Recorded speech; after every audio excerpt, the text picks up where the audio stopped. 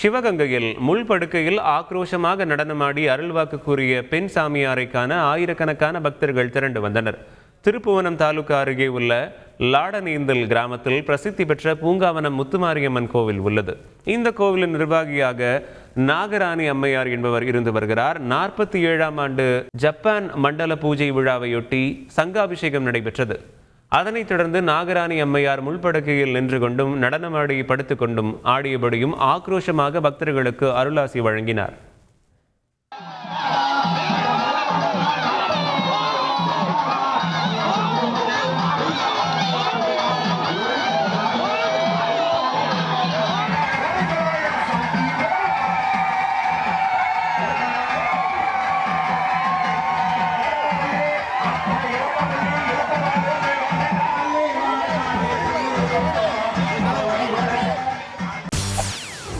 செய்திகளை உடனுக்குடன் தெரிந்து கொள்ள உடனே சப்ஸ்கிரைப் பண்ணுங்க.